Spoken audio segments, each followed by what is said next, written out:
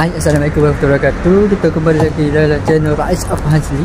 Okey, sebelah lama Rais tak buat video dah. Hari ni Rais nak buat video pergi beli baju raya. Okey, jom kita tengok situasi yang berlaku pada bulan ni lah.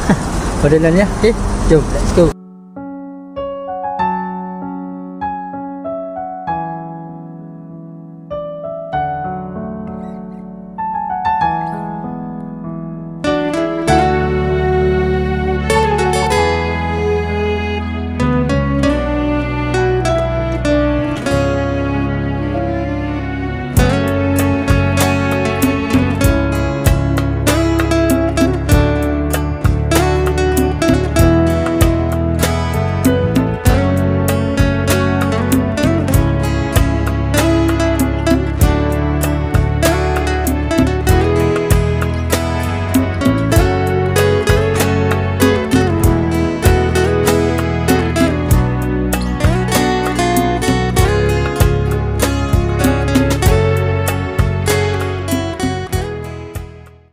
Bila kita beli dan jom kita balik cari tempat baju raya.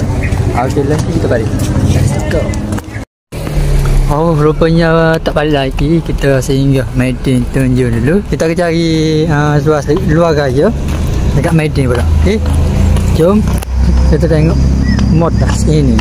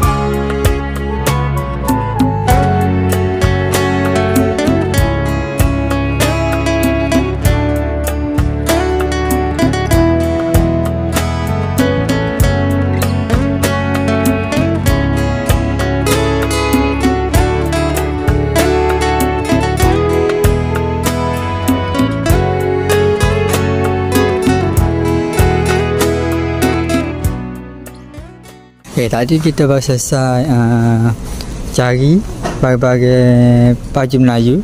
Lalu ni kita cari berbagai seluar-jeans, baju t-shirt. Kita tengok dan kita lihat yang mana yang menarik kita beli. Tak menarik kita kedai lain pula. Okay, let's go.